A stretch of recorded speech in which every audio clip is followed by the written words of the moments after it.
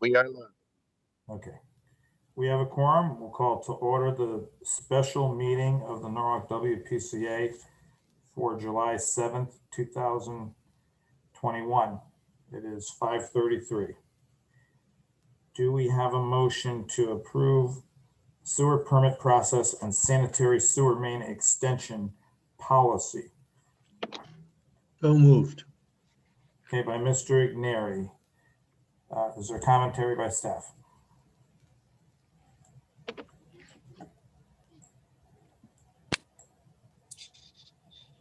Yes, sir, Chairman. Chief, you're going to start us off?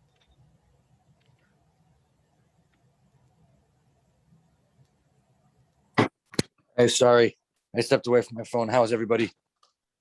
All right, Mr. Carr. So just to give a brief overview related to the policy, this was a policy that we felt for the sanitary sewer extensions. That was a policy that would best benefit not only staff, but also the applicant and their professionals, such as other attorneys and engineers. And several months ago, when we first started looking at this, I had sat down with WPCA and Public Works staff, and a few applications had started to come through. And I had asked if we had a policy in place, and that there wasn't necessarily a written policy, but there was a departmental guideline as to how to get a sanitary sewer main extension approved, although it was not very clear.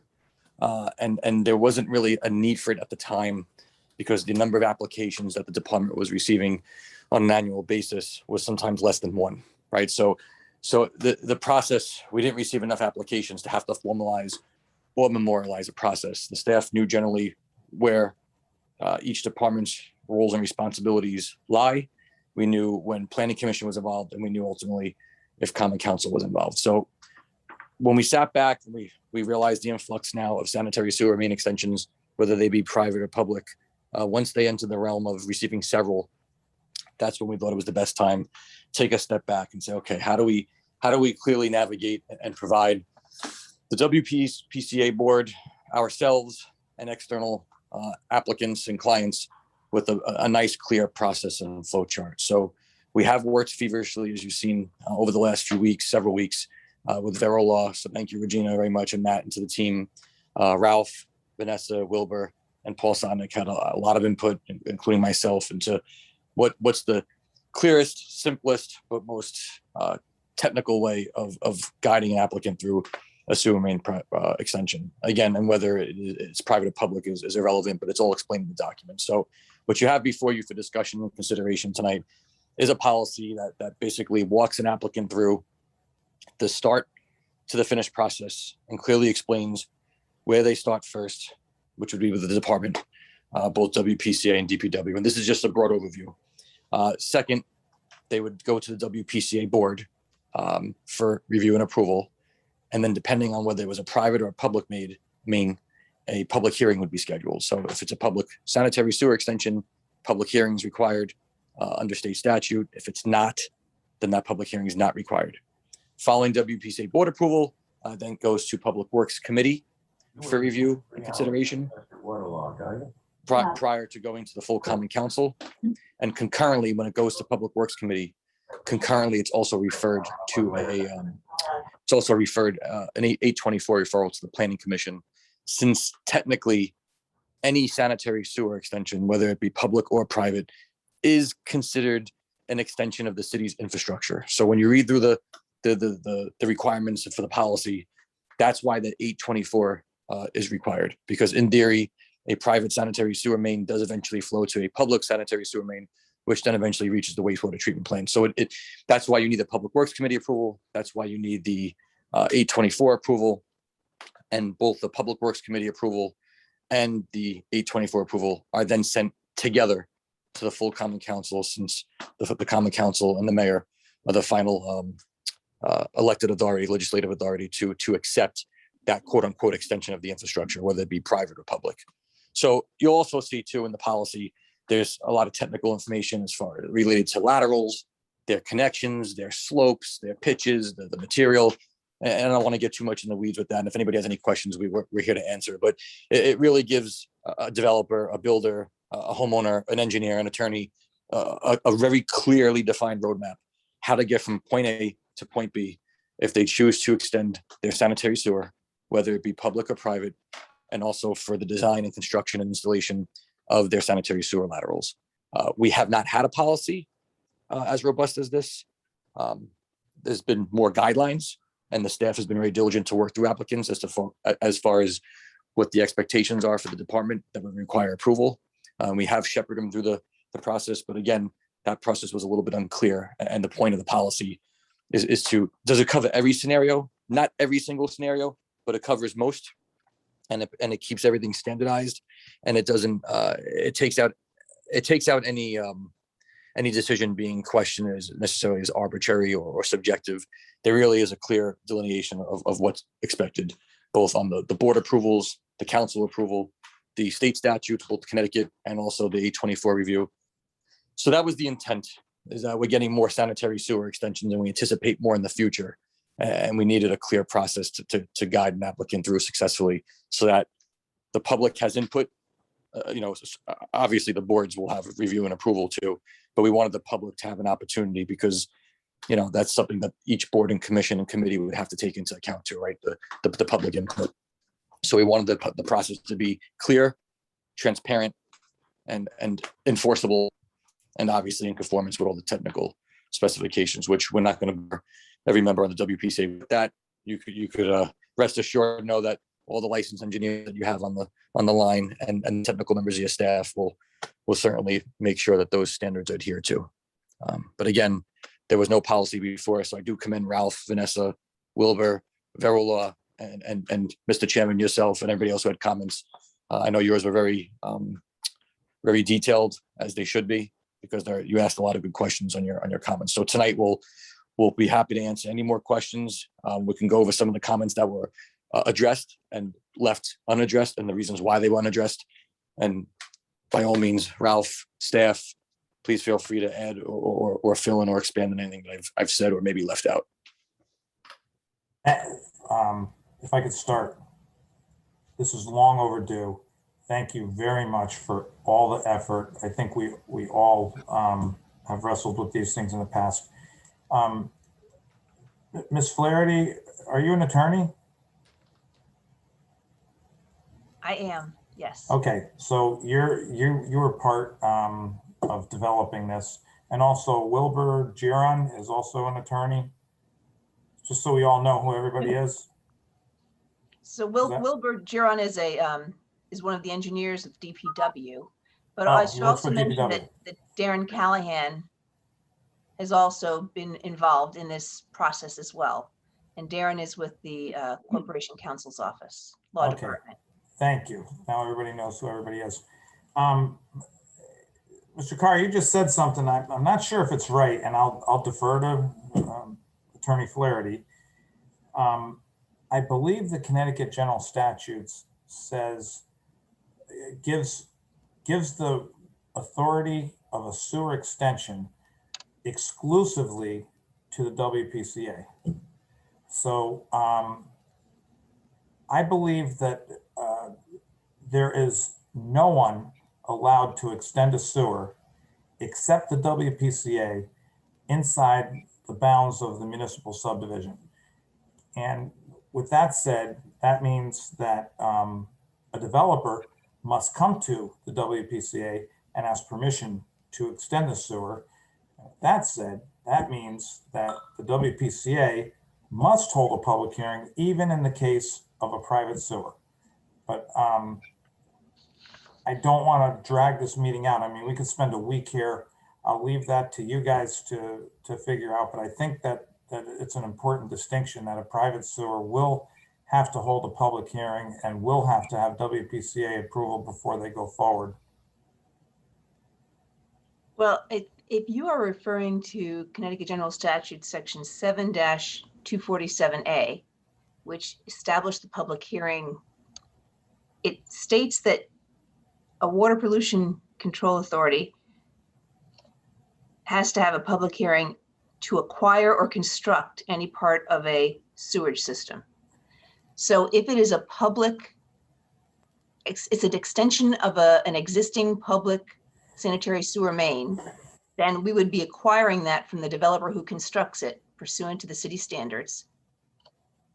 But if it is a private sewer collection system that's tying into an existing sewer main, then that private sewer collection system would not be something that the city is acquiring or constructing. It's a couple points on that.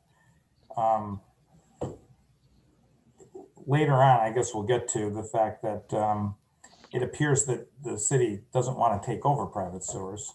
And I think in the statute, you'll find someplace else that says only the WPCA is authorized to extend a sewer. So if a developer or private entity extends the sewer, I think you'll find something in the statutes that says you can't really do that within the bounds of the city without the WPCA's authority.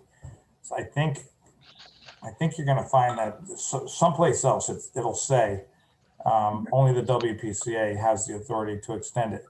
And along with that, I know that here in Darien we have a private sewer, and it was a big deal for them to have a private sewer, and that's why I'm saying all the things. This came up.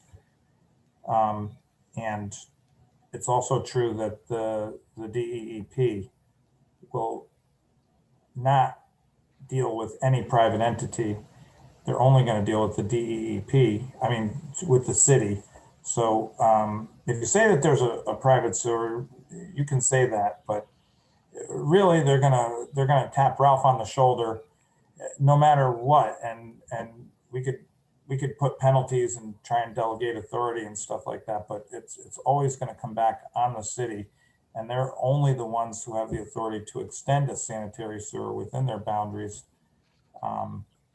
Even if for an example, if there was a section of Norwalk that were going to discharge sewage directly to Westport or some other place for ultimate treatment, that would not be allowed, I believe. I'll defer to you, but unless the WPCA in that city were to grant them permission to extend a sewer, even if it's not going to the Norwalk treatment plant.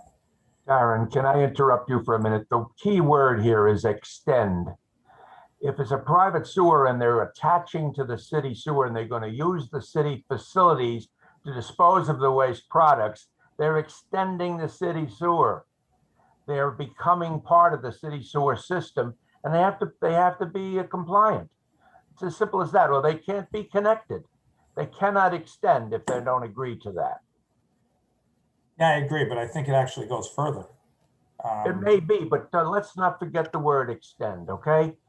That means you're appending something to an existing system, and the waste product that is being discharged into that city sewer system becomes the city's responsibility. It can't be done without the city's permission. Mr. Chairman, Vanessa Valadares, Principal Engineer, DPW. I just want to add one thing. We are not, even on the private sewer extension, the WPCA board is required. So it has to go in front of the board. It's not only approved by the staff. It will be approved by the board. The only difference that we are doing between the public and the private is holding a public hearing that we didn't put out that is mandatory. But I do believe that, and Regina, please feel free to let me know if this is not possible, but I believe that when you see that in front of the board, you have the right to request a public hearing for those cases if you feel that that is necessary. At the same time, usually those meetings, the public get notice because it's a public meeting, and they're gonna have a couple of opportunities to come and talk in the beginning if there is a public input. So the only difference that is now between the private and the public, the process is exactly the same with the exception of holding a public hearing. But I believe that if you guys feel that on a certain case, it is necessary to hold a public hearing, you probably as a board can request that. Right, and Mr. Chairman and members of the board, that's exactly what I was saying, is that the process is the same. The only difference is the WPCA board approval is still required, no question. It's just that you have the option, and right now the policy is written such that a public hearing is not required because it's private. Although Public Works Committee and Common Council approval is required, and 824, because it is an extension of a city utility. And I know Attorney Flaherty could speak a little bit more about that, but it's just not required by state statute to have a public hearing. But WPCA board is required. A board approval is required. And to Vanessa's point, the processes are exactly the same, except with the public, you have the public hearing at the WPCA board level. You have to legally set that public hearing, whereas with private, you have the option to not set that public hearing. Maybe it's an extremely small extension. Maybe there's reasons that the board feels it doesn't require a public hearing. But Regina, can you confirm that is the case, that they have the flexibility? And again, the policy could be amended to require the public hearing. It's just it's not mandated by state statute. Yeah, I disagree. I defer to the attorneys. I believe a public hearing is required anytime there's any sewer extension, even if it's 50 feet. But I throw it out there. I'll leave it to you guys. The policy can be amended. You're also asking for permission to update this policy from time to time without board approval. So that's certainly a correction, if I am right, that can be made in the future. So. And many times you think, why not have a public hearing just to protect yourself? I think the technical reading of the statute regarding municipal sewer systems, that's 7-247A, that whole statute was designed to give developers an opportunity to actually have a hearing. Because prior to this statute being enacted, WPCAs throughout Connecticut just would not hear an application. And then the developers could never proceed with an appeal. So this is giving them an opportunity. I think this private sanitary sewer collection system is not favored by the WPCA, and that's part of the policy, that it's an exception to the rule. And it's really usually only an exception because of some kind of hardship where they have to show that connecting to the gravity sewer wouldn't be feasible. And I may be going past my level of expertise, but I know that the engineers and Anthony and Ralph can certainly give you some examples of what they've been facing on that private side. But the private side's not favored to begin with.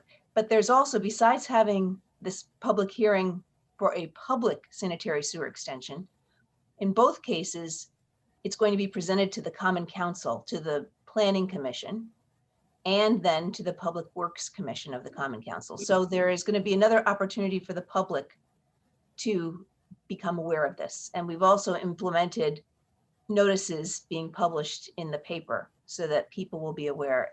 And I also believe that part of the policy is that once someone makes an application to the WPCA, the DPW will make sure that all the materials are going to be available online so that people who have an interest can access that material and make a determination if they want to make a comment to the WPCA.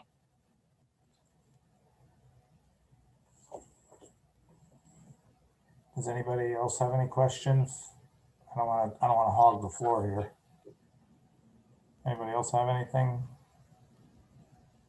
Mr. Chairman, I just want to say that I think what we're doing right now is complicating the issue. I think Chief Carr explained it, as did Vanessa, very well.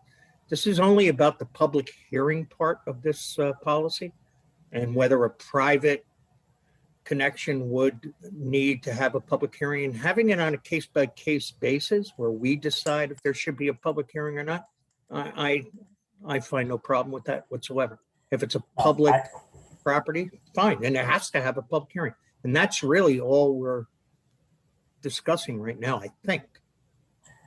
The only thing I was saying is I maintain that a public hearing is required for every extension within a municipal subdivision. And I concede that the attorneys will follow up and check. That's it. I said it. I assume you guys are going to check it out. And We will. I don't want to, again, I don't want to hog the floor. I have lots of other questions. So does anybody else have any questions? Is there a question to be moved upon here, or are we just Not going yet. Not yet. to No, change the subject? no, I'm not. I don't think we're ready to call the question. Do you? I mean, has everybody heard enough? They want to vote on this right now. I think there's a lot of unfinished business. Again, I don't want to take a long time, but does anybody have any questions? No. Okay. Just a general question, staff. If a developer puts up in a sewer, is there a mechanism in this, without reading the version that just came through, is there a mechanism for them to recoup their money? We've come up against this before. It's a thorny subject. We wrestle with it. We got town council involved. Is there, I'm going to make an example, and this is a real example. A guy is developing a lot on the end of a dead-end street, and the only way he can do what he wants to do is to extend a sewer. He does so, and then all of a sudden the people in between want to connect, and that guy wants money. Simple question, is there a mechanism for that guy to get paid for the sewer that he put in for the benefit of other people? Or will the city just charge a connection fee, pocket it? And either way, I don't care. It's your sewer and your rules, but shouldn't we say that? Does it say it someplace that, no, you're not going to get a dime, or yes, there is a mechanism for you to get some of your money back, to recover some of your costs? So, Mr. Chairman, we have added, based on your comments, we did add a provision, and I'm going to share my screen, if you wouldn't mind, to show you the language that we proposed to address the connection fees, because that's probably one of the things that had not been available before.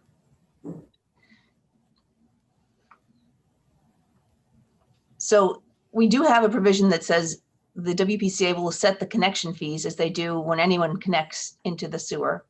But then we've added this other provision that no connection fees can be charged by the owner to adjacent properties seeking to connect to that system. Okay, great. What about, thank you. What about if the city puts a sewer in? Are we going to charge an assessment? Is that a possibility? I mean, I know the city is pretty built out, but are we going to, suppose a neighborhood comes and says, we'd like a sewer in our neighborhood and we'd like the city to put it in. Well, there's provisions for assessments to recover the cost of installing the sewer. Is that covered in here? Or are we going to simply say, hey, we'll pick up the cost and we're just going to charge you the connection fee? Or is there going to be an assessment and a connection fee? One or the other, or both? I think that question goes to the freeholder process. Yes. So if the city was to decide to extend the sewer system and any sewer mains, and the city came out of pocket for it, then they could make an assessment of benefits under the Connecticut General Statutes. And actually, a very technical reading of the statute says if we're giving a benefit to someone, so if we had someone come in and say, we want to extend the sewer main for 500 feet in order to access. So now along that new sewer main, there are, let's say, 10 other parcels that could now access it. Technically, you could assess benefits to those parcels who now have access to the public sewer, even though the city did not come out of pocket, the developer paid for it. I don't know politically how far that would go, but there's definitely an assessment provision if the city comes out of pocket for assessment of benefits. And you assess the expense, and you also can assess it based on the benefits to the parcel owners. That's interesting. Let me say it back to you and see if I got it. If a group came to the city and said, we'd like to extend the sewer, the city would say, go ahead, we're not doing it. Is that accurate? Well, What you just- no, they're going to come to the WPCA and say, we'd like to extend it. And then they've got to show all the requirements that have been set out in the policy, and they've got to satisfy the DPW engineers and the WPCA staff that there's a necessary reserve available still, that there's capacity in the system. So there are a few thresholds to go, targets that they have to hit. But if a developer comes and says, we want to extend the sewer main, then a determination will be made by the WPCA whether they want to accept it or not. Okay, but what I'm saying is, how about a neighborhood? Let's say you live on a street and there's no sewer and your septic system is failing, and you talk to your neighbor and there's a neighborhood party and everybody says my septic is failing too. Let's petition the city and get them to install it. That's not something that we do? That's not City? the same as a developer installing it and paying No, for it. out of pocket. exactly. I'm correct. I'm talking about an assessment. Mr. Chairman, to clarify, I believe, and some of the engineers who have more institutional knowledge than I in public works, although this has come up, so I can answer the question. This has come up many times, and I've sat with staff and thought about it a lot of different ways. But here's the best answer. There has been a sanitary sewer extension freeholders process, which Attorney Flaherty is describing, I'd say 10 or 15 years ago. And that's how I'm familiar with it. One of the senior civil engineers, aside from Vanessa, Paul Sonic, went through the process. And I asked the same question when I came on board too. I said, well, here's how I've done in other places. How do we do it here? And again, it's one of those things like the policy before you. There really wasn't a hard and fast rule. It's not totally clear, but after putting the pieces together, I've sat with the principal engineer, city engineer, staff, and Ralph. And what we've come up with, and the approach I like is, you're right. So what's to prevent neighborhood A, B, C, D from saying, hey, my septic's failing. I don't want to pay anybody. We have all these beautiful city services. How come I don't have sewer yet? Where this is the 21st century. Hey, come on, help us out here. So what we've explained to the neighborhoods as such was, if you want to extend the sewer and you want to do it on a private basis, they're more than welcome to do it. It's no different than sidewalks and paving and curbs. Everybody wants a sidewalk. Well, not everybody. A lot of people want sidewalks, curbs. They want their roads paved, right? You can wait for the city to do it, and that will be based on a sanitary sewer master plan, which I know that we're working on in one instance with Brown and Caldwell. But Ralph and I have also been speaking about technically commissioning a study to look at the non-sewered areas throughout the city. And if you let's say play out a full development build out scenario, what impacts that if for the areas that are non-sewer now, which is the 5th taxing district, how many of those areas, if sewered, what impact would that have on the immediate and downstream collection system? And what impact would that have on the wastewater treatment plant? How would that affect planning and zoning, right? Because that would affect zoning. You have these big lots that don't have sewer. Now they have sewer. Now you can technically subdivide, and those might be in areas of conservation development, like the Village Creek area. So we have put a lot of thought into it. And I would say the simplest answer now is, until we have a plan, an evaluation from a consultant of the non-sewered areas that are going to basically rank each area which should be sewered first, based on cost benefit, based on number of homes improved, based on the areas that have septic system, based on the zoning. There really isn't a clear defined answer, other than we have to wait till some comprehensive guide or master plan is developed that will guide and back the decisions that we make, so that's not considered subjective, right? Because neighborhood A might say, well, look, I've been waiting longer here than neighborhood C, but neighborhood C might have 40 homes compared to the 5 homes that improve. So the question is, whose homes are more important and why? And right now, I don't think that question could be answered without putting us in a unfavorable position and saying, hey, well, that area got it, why can't we?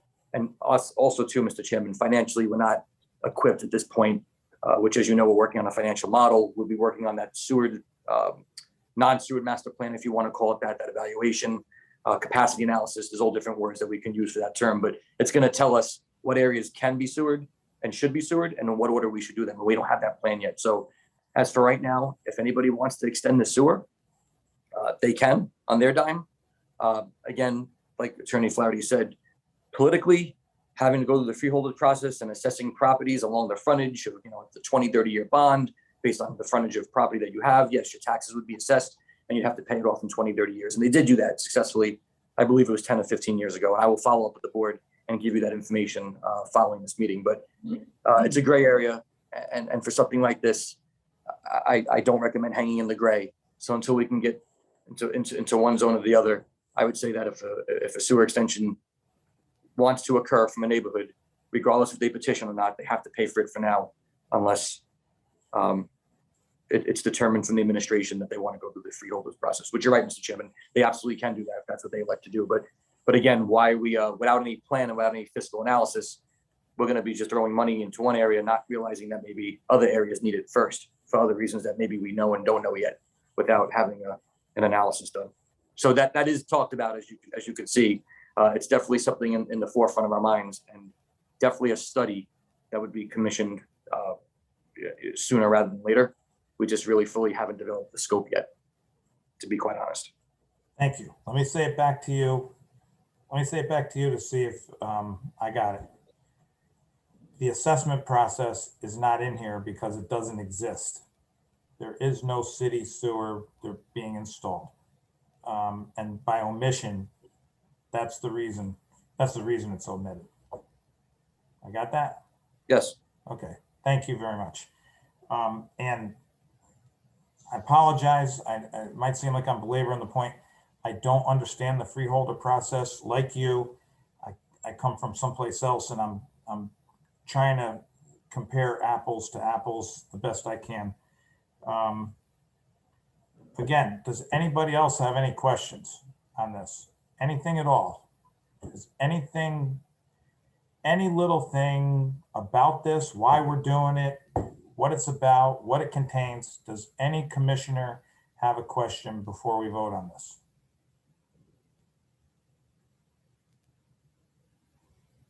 Crickets.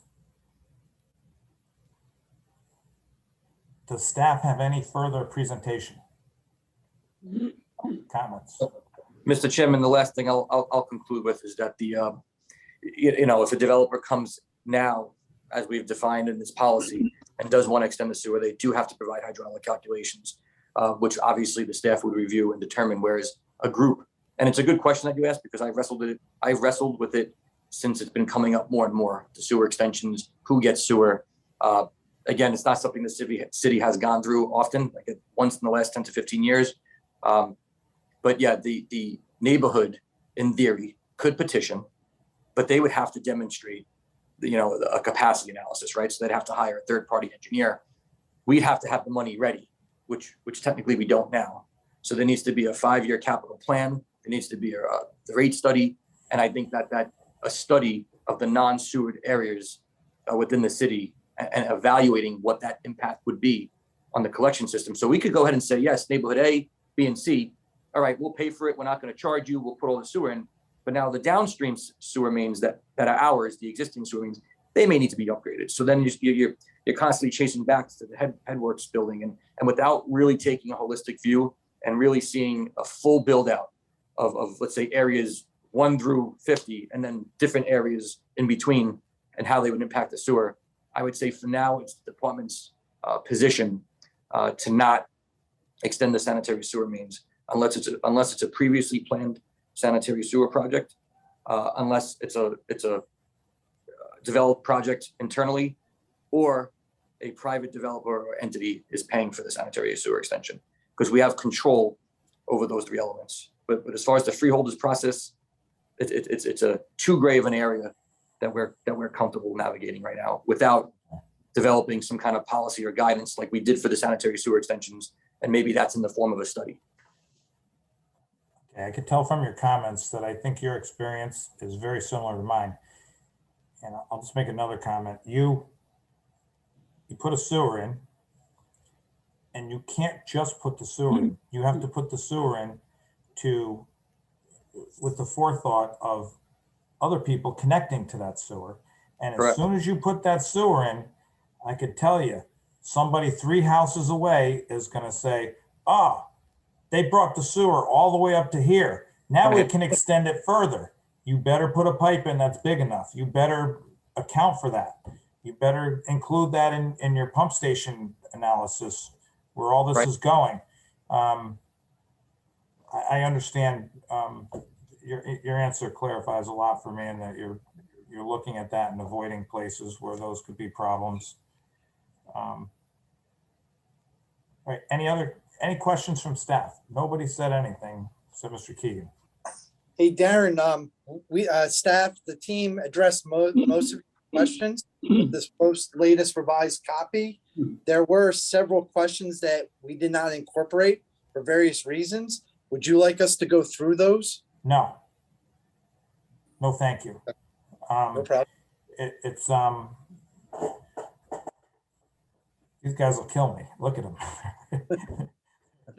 I'd like to say that Mr. Carr's explanation was wonderful. Now I understand totally what you were trying to do here on paper. Because you read a lot into this, but thanks, Anthony. Thank you very much. You're welcome. Staff, commissioners, no more comments. Attorney Flaherty, no? You're all set? You answered our questions well too. Thank you.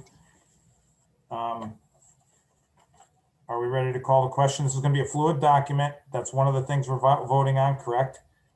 This is going to be, our approval here tonight is going to be for this policy, and this policy, this resolution that we're going to vote on is going to give staff the authority to make minor changes, understanding that you guys will come to us, come to the full board if you need to make any significant changes, some of which you discussed here and are not included.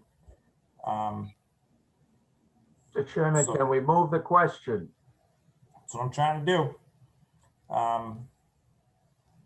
So everybody understands that. Are we ready to call the question? Mr. Flynn says yes.